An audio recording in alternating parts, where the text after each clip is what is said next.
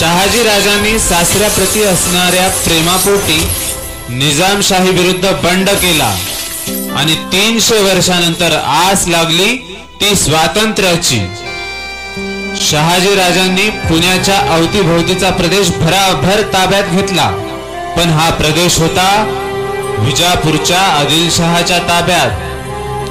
या धावपळीच्या काळात शहाजी राजांना जिजाऊंच्या सुरक्षेसाठी झटकन आठवण झाली ती एका बुलंद अशा किल्ल्याची। तो किल्ला म्हणजे किल्ले शिवनेरी। राजांनी जिजाऊंना शिवनेरीच्या पदरी सोपविले खरे, पण एवढ्यात पुण्यात दहशतीच्या होळ्या पेटल्या, घरदार जळाली।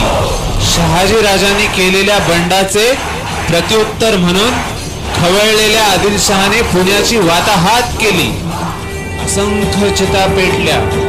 शहाजी राजांच्या स्वराज्याची त्या मोहम्मद आदिलशहाने पार धूळदान उडवून टाकली आणि तो आदिलशहा म्हणाला, स्वराज्य हवे काय, घ्या हे स्वराज्य। आणि मातृभूमीशी गद्दारी करणाऱ्या त्या हलकट रायरावाने पुण्याच्या जमिनीत लोखंडी पहार ठोकून त्यावर फुटक्या कवट्या आणि तुटकी वाहनं टांगून ठेवली।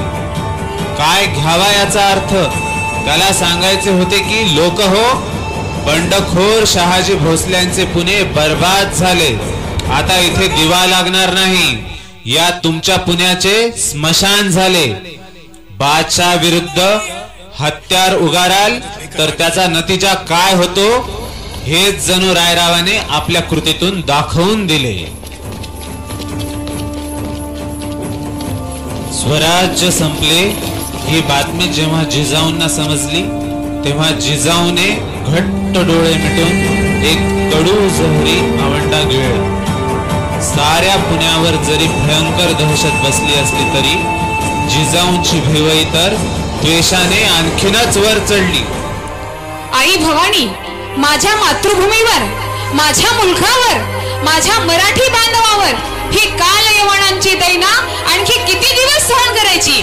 ही जात अस्सल मराठ्यांची, क्षत्रियांची, प्रजा पृथ्वीचे आणि संत सज्जनांचे रक्षण करणे हेच आमचे ब्रीद। आणि आम्ही मात्र यवनाक्रांत झालेल्या या पृथ्वीला सुलतानांपुढे झुकताना हतबलतेने पाहायचे। आमच्या यजमानांनी स्वराज्य स्थापनेचा मानस धरला तर त्यास विरोध करणारे कोण? आमचेच सगळे सोयरे, आमचेच मराठे। आज या मावळ मराठ्यांना एक करून सुलतानांविरुद्ध पेटून उठवणारा रामासारखा प्रतापवान पुरुष हवा आहे। आमच्या देशावर राज्य करणारा आमचे सार्वभौम चंद्र सूर्य आणि आमचा सार्वभौम सांभाळणारा पुत्र मला हवा आहे, पुत्र मला हवा आहे, पुत्र मला हवा आहे। माय भवानी तुझे लेकरू कुशीत तुझी आई सेवा मानून घे आई सेवा मानून घे आई।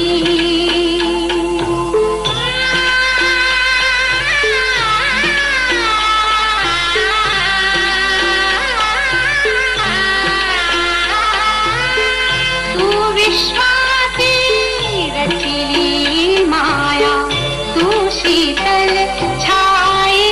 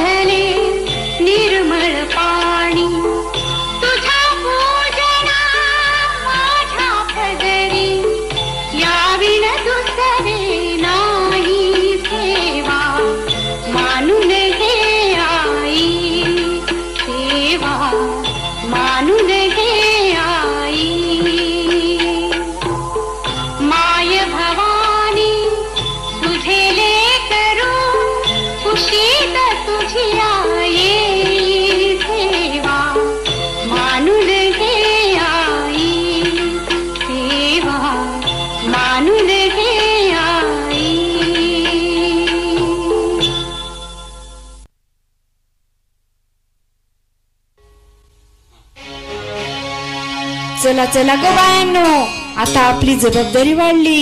आपली जिजाऊ पोटुशी आहे आता. काही लागलं खोपलं समजा आपल्यालाच पुसायचं.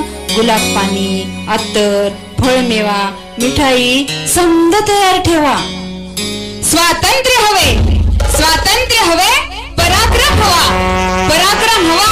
अपमानाची भरपाई हवी, अपमानाची भरपाई हवी. अरे देवा, हे काय झालं माझ्या जिजाऊला?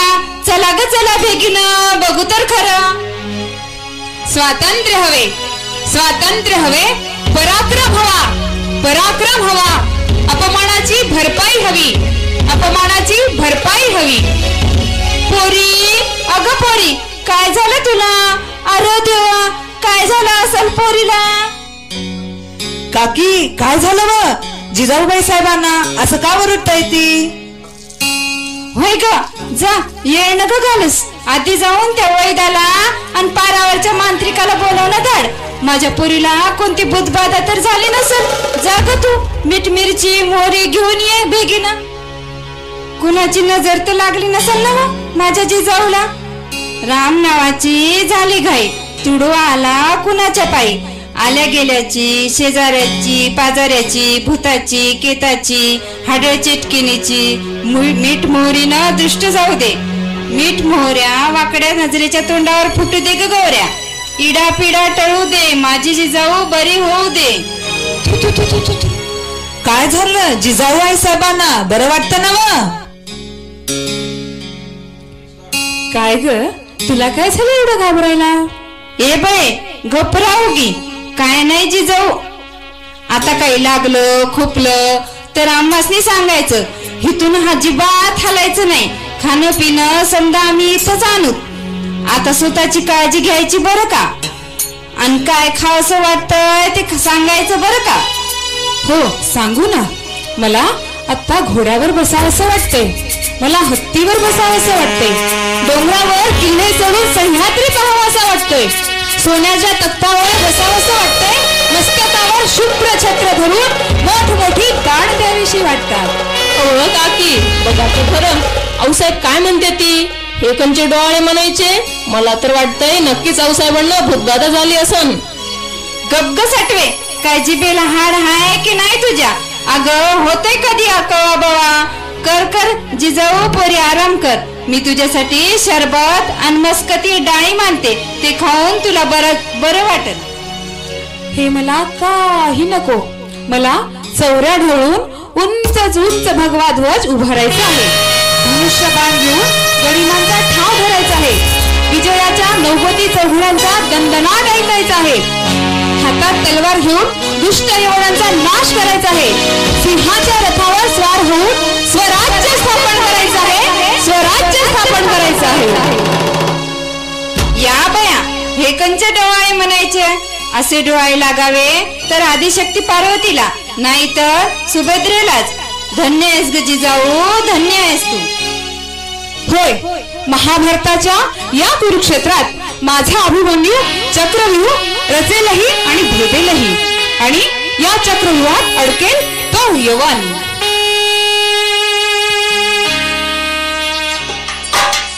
आणि अशातच फाल्गुन मध्य तृतीयेच्या पहाटे आकाशातल्या चांदण्या हळूहळू विरघळू लागल्या.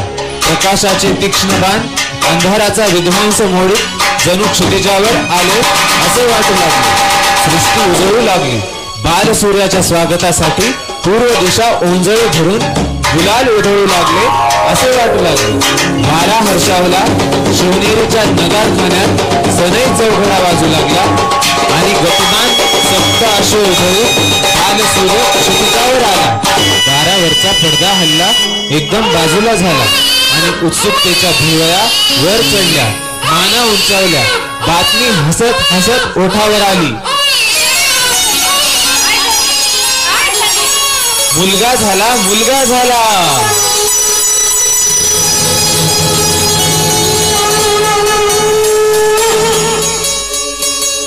यदा यदा हि धर्मस्य ग्लानिर्भवति भारत अभ्युत्थानम् अधर्मस्य तदात्मानं सृजाम्यहम् परित्राणाय साधूनां विनाशाय